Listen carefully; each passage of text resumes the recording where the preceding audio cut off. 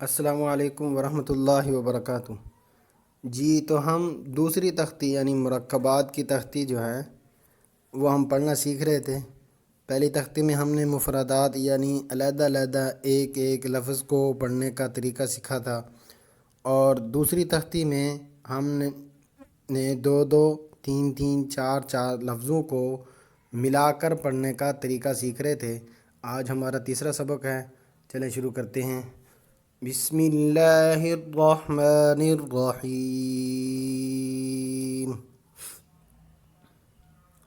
پہلا لفظ جو ہے وہ را ہے۔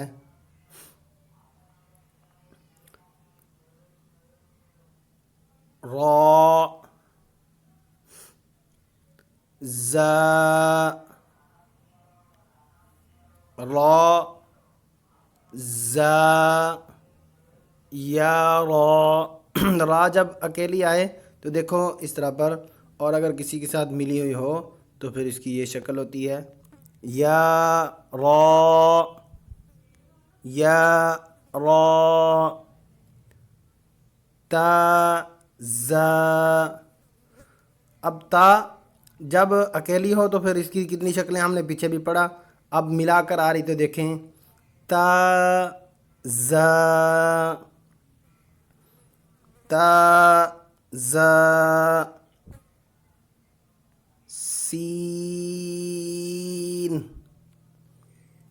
سین، شین، شین، سین، لام۔ دیکھیں سین اکیلی ہو تو پھر کس طرح پر، اور اگر ملی ہوئی ہو مرکب ہو کسی کے ساتھ تو پھر دیکھیں کس طرح پر ہوتی ہے، سین، لام، شین، لام۔ شین اکیلی تھی تو کس طرح پر، اور اگر ملی ہوئی ہو تو پھر کس طرح پر ہوتی ہے، شین، لام۔ صاد، واد، طا، وا، صاد، غاد۔ اور اب اکیلے اکیلے لفظ تھے، اب آگے دیکھیں ملے ہوئے آ رہے ہیں، صاد، با، صاد، با، طا، با، طا، با، غاد، الف۔ غاد جب اکیلا ہو تو پھر اس طرح پر ہوتا ہے، اور اگر کسی کے ساتھ ملا ہوا ہو تو پھر اس طرح پر ہوگا، غاد، الف، وا، الف، وا، الف۔ واد میں اور وا میں تھوڑا سا فرق ہے کہ واد میں آخر میں دال بھی پڑھنی ہوتی ہے، واد، اس میں وا، بس یہاں تک، واد، الف، عین، غین، حمزہ، عین، زا۔ عین دیکھو جب اکیلی ہے تو پھر اس طرح پر آئے گی، اور کسی کے ساتھ ملی ہو تو پھر اس طرح پر ہوگی، عین، زا، غین، را، غین، را، صاد، عین، صاد، عین، ضاد، غین،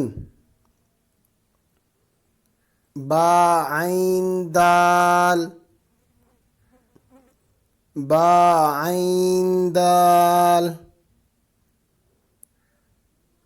تا، غین، دال، تا، غین، دال۔ جی آگے ان حروف کو دیکھیں، حمزہ با شکل الف، اس کو الف حمزہ بھی پڑھتے ہیں، یعنی اس کی تفصیل یہ ہے کہ یہ تینوں جو ہیں یہ حمزہ ہی ہیں، حمزہ بشکل الف، حمزہ بشکل واو، حمزہ بشکل یا، ان تینوں کو حمزہ ہی پڑھنا ہے۔ آگے کسی بھی تختی میں قرآن پاک میں اگر الف کے اوپر حمزہ لگا ہوا آ جائے، واو کے اوپر حمزہ لگا ہوا آ جائے یا کے اوپر حمزہ لگا ہوا آ جائے، ان تینوں کو ہم نے جب ملا کر پڑھنا ہے تو حمزہ ہی پڑھنا ہے، الف، واو اور یا ان کو نہیں پڑھنا۔ اس لیے کہتے ہیں کہ حمزہ با شکل الف، یعنی حمزہ جو ہے وہ الف کی شکل میں آیا ہوا ہے، اور یہاں پر حمزہ واو کی شکل میں آیا ہوا ہے، حمزہ ہی حمزہ واو کی شکل میں آیا ہوا ہے، حمزہ یا کی شکل میں آیا ہوا ہے، اس لیے ان کو کہتے ہیں حمزہ با شکل الف، حمزہ با شکل واو اور حمزہ با شکل یا۔ حمزہ با شکل الف،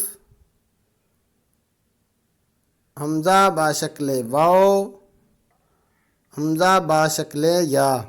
اس کی مثال جو ہے وہ عام طور پر یوں بھی ہو سکتا ہے، یہ بھی ہو سکتی ہے کہ مثال کے طور پر ایک آدمی ہے، ایک دن وہ سفید کپڑے پہن کے آئے، دوسرے دن وہ نیلے کپڑے پہن کے آئے، اور تیسرے دن وہ کوئی اور رنگ کے کپڑے پہن کے آئے، تو آدمی تو وہی ہوگا، صرف لباس چینج ہوگا۔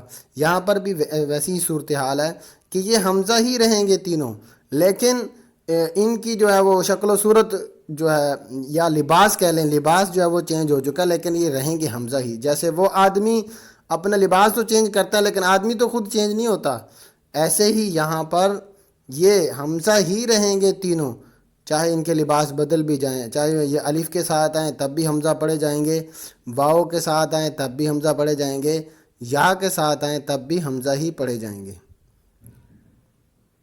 فا، قاف، واو، قاف واو، قاف واو، فا واو، فا واو، فا قاف لام، فا قاف لام، قاف فا لام، قاف فا لام، یا فا، یا فا، میم، میم، حامیم، حامیم، لام میم، لام میم، تامیم، تامیم، تامیم تا، تامیم تا۔ جی تو آج کا سبق ہمارا مکمل ہو چکا ہے۔ السلام علیکم ورحمۃ اللہ وبرکاتہ۔